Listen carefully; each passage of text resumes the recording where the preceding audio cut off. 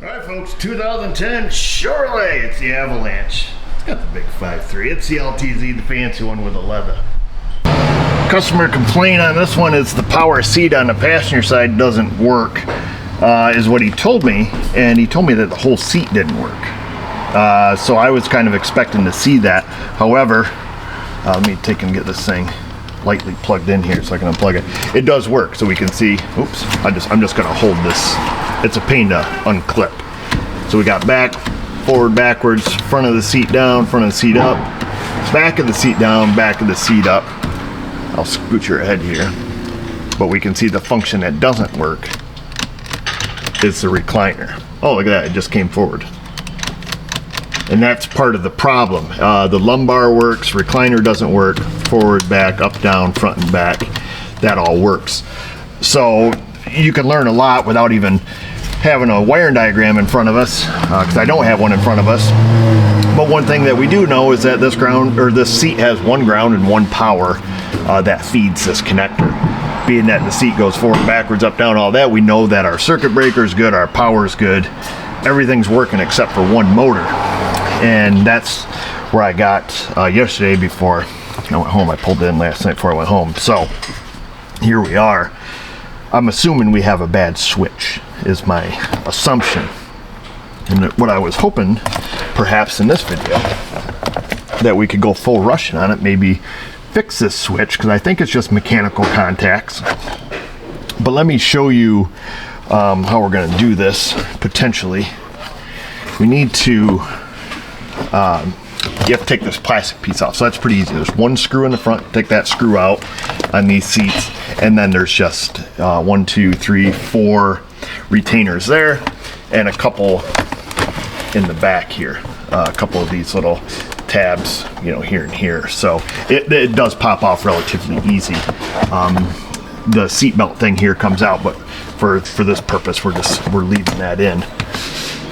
And I'm wearing a glove because my fingernails are nasty on that finger and it distracts people. So I think that these buttons pop off here. That's what we're going to try to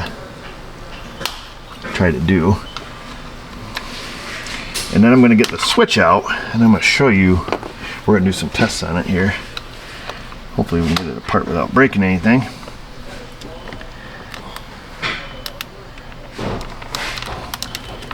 Come on, little fella.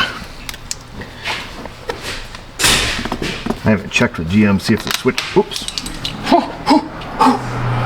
see if the switch is available. Okay, so once those levers are off, we'll flip it over and then see if we can't. I might have to go get my glasses. Big glasses guy now.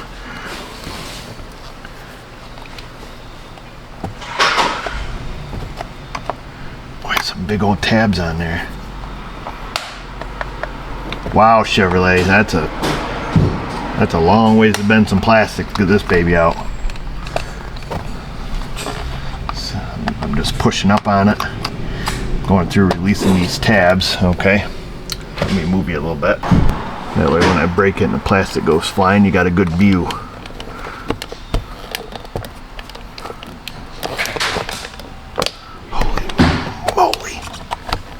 Holy moly. Ooh, one more. There it is. Ta-da! So there's our switch. Okay, so now we can actually do some testing out here in the open. Out here in the wild. We don't want to break that. Oh, my little knee pad. So now we can plug it in. So the release for this plug is on the bottom side. You know, when it's in, it's kind of a pita to get back in there. Okay. So this is our tilt lever that's not functioning, and that happens to be these two wires here, dark green, dark blue. That runs the recliner. Do we have a test light? Look at this guy, he doesn't even have a test light. So what we're going to do is we're going to take just your plain old everyday test light here. We're going to probe into the blue and the green. Oh, well, that's not good, lady. So we should not have power on there right now. That tells me that this thing is sitting here in a stall condition. Oh, the switch is definitely frigged up.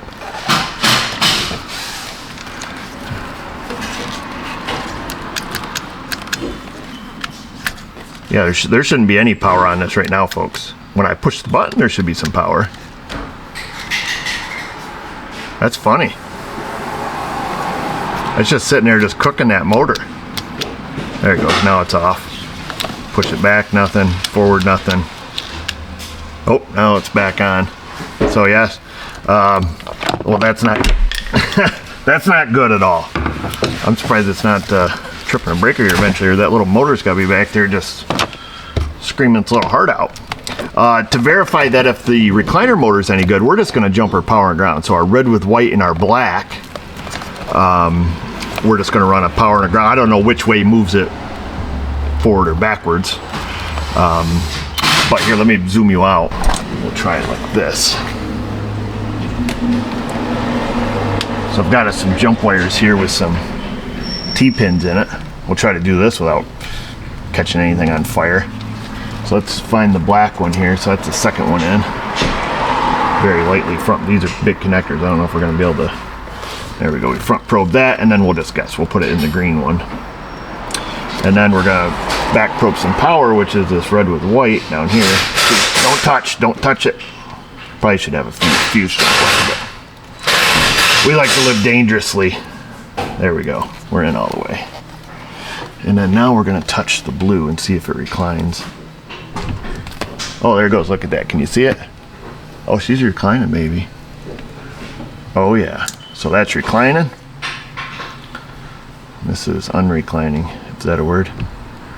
So there. It tells us that the motor's good.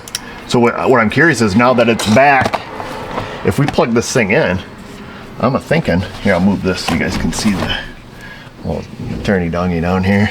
Turny-dongy. I'm just wondering if this thing's, look at that. So we plug it in, it automatically goes forward.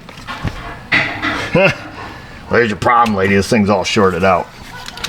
So can we pop this apart, and is it a mechanical contact in there that we can fix or clean out whatever shorted this thing together? Or do we just end up ruining this whole thing? That's a possibility. Let's find out. Let's see, we're definitely gonna need some of our dollar store readers here. Okay, let's see, we're in business. I was gonna say we can't make it worse, but it's a strong possibility that we can.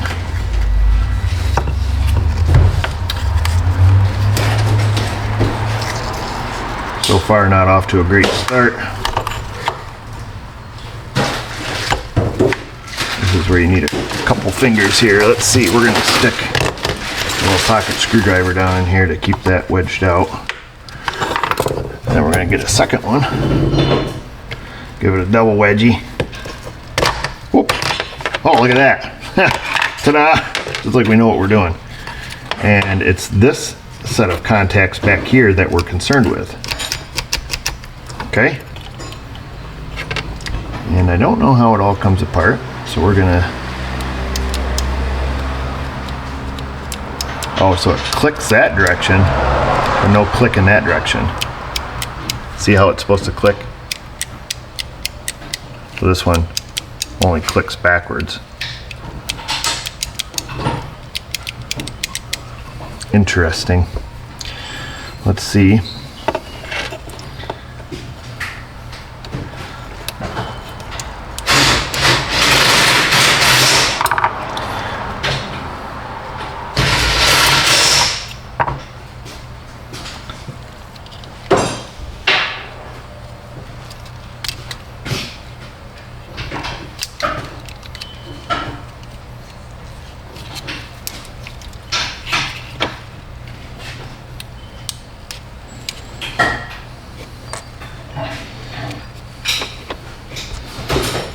Oh, I see, it's a little clicky sticks in there. And they click back and forth on this.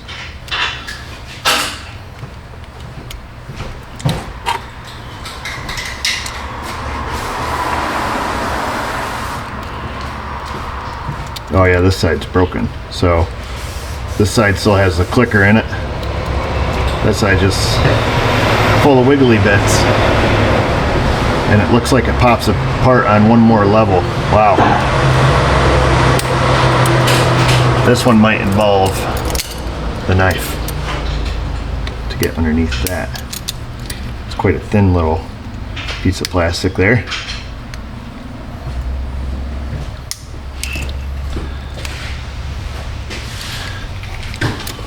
This is way above my pay grade. Hey, look at that, we even caught it. Fell in the toolbox. Boom. There's that little piece. So now we can even get a closer look at those little mechanical contacting points down in here. We can see why one side is broke. Let's see, why is this broke?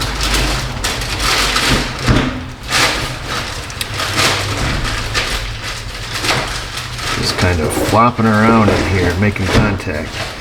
Let me pause the camera and look at this with a magnifying glass to see if I can tell you why it's broken, and see if it is something that just come unlatched, if we can put it back together or not.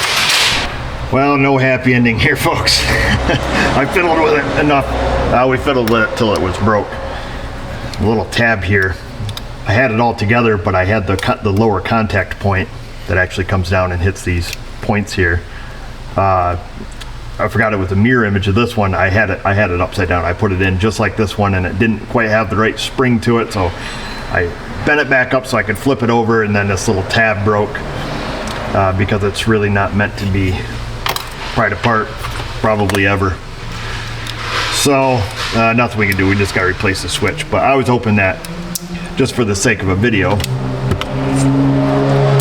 we could do what we needed to do, but obviously we can't. We failed, or at least I did. So here's what we're gonna do, folks. Wilbert Chipotle Bath. They've got some Suburbans down there. I think 7s, 8s, you know, new body style. And they've got some Silverados, up to like 10s and 11s. I was checking the VINs on them because they post their VINs on their, let me shut off this thing, on their website there. And several of them had 6-way power seats. This is an 8-way power seat, but I should have looked.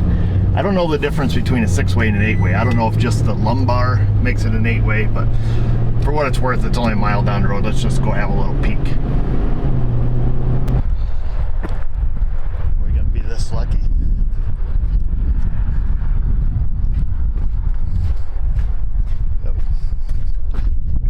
Oh, not lucky there's no seats in it. Bad luck.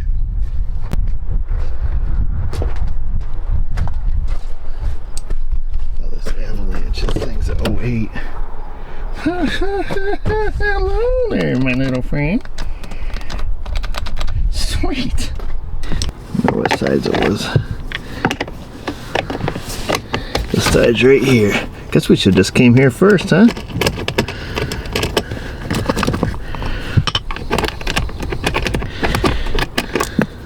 That. Come on out, mother lover. Get this baby out. Come on, man. Ooh, tight. It's tiger tight. This is great. I love the junkyard. We gotta be careful here. We need to get these switches off here. This is a $130 switch, brand new from GM. We can have one tomorrow if push comes to shove. I just figured if we could fix it right now, we can.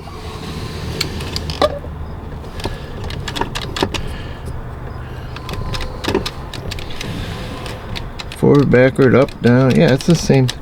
It's the same thing, right, old son? Just pop her out. I should have took a picture of the other one. Got a number off it, but I didn't. This one looks right. The wire colors are in the same spot. Based solely off my poor memory.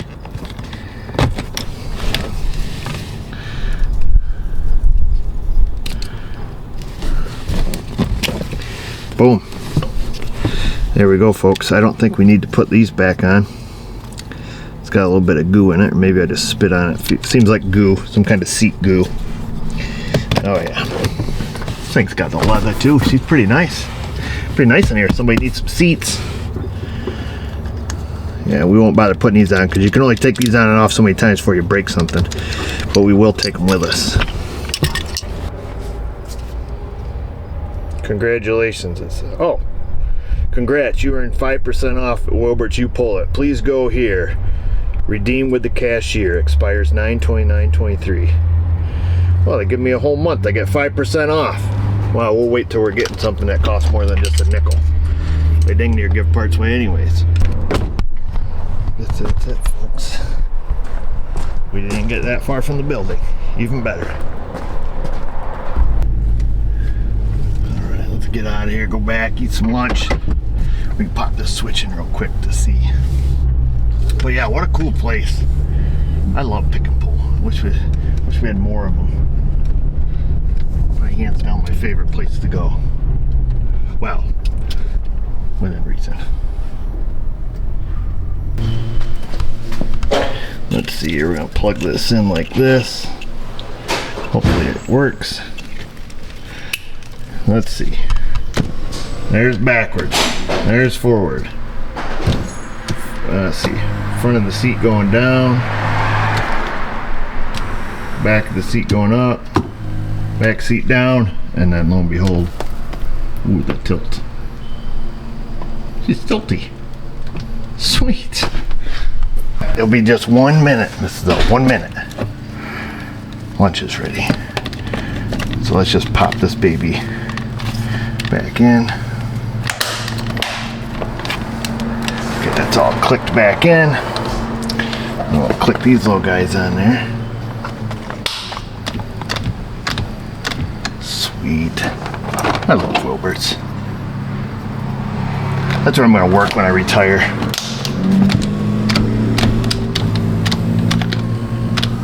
Well, look at that. Would you look at that?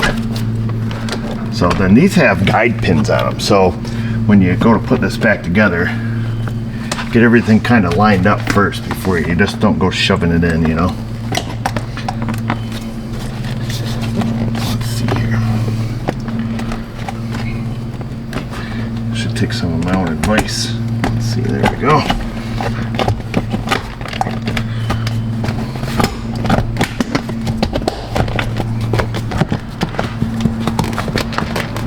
Rear ones here get clipped in.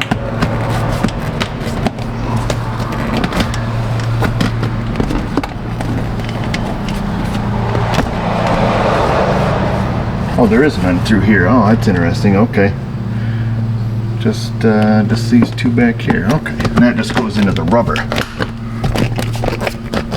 I guess that's it. We'll run the seat back. Maybe the electric lumbar is what makes it part of the 8-way.